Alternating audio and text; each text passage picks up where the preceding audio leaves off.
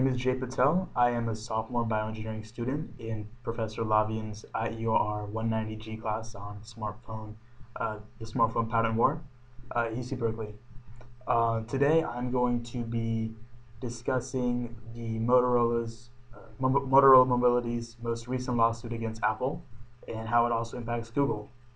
So the story begins back on August 15th, 2011, when Google acquires Motorola Mobility for $12.5 billion.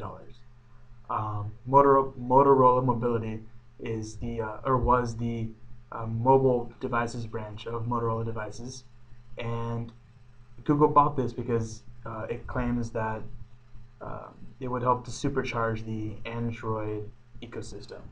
In addition to this, what probably prompted Google to acquire Motorola's mobile devices was that Google gets to have access to all of the patent portfolio, which, if you follow the most recent lawsuits from company to company, is what a lot of these lawsuits are based off of. So this would help Google strengthen its hold and help keep Android very viable. So one other reason why Google might have taken this was for licensing fees, because that's how Microsoft makes its money. And Microsoft actually makes more money this way than it does from selling Windows phones. Google also claims that Android will remain open, and it's more to combat Apple and Microsoft's patent portfolios than it is to create some sort of Moogle or Google company.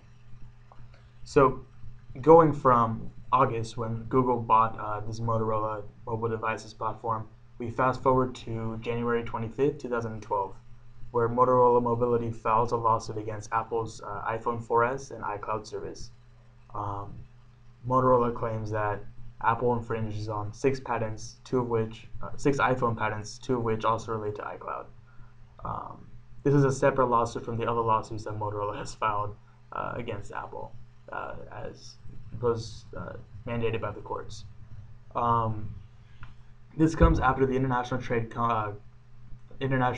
Committee finds that Motorola did not violate Apple's patents for a previous lawsuit. Now, what's really interesting is that part of the merger deal between Motorola's mobile devices and Google's purchase of it was that Motorola could not actually bring a lawsuit about patents by itself. So this move seems to be orchestrated by Google and Android to keep Apple from claiming any more market dominance than it currently has. So this lawsuit is among a string of lawsuits starting from October 2010, when Motorola sued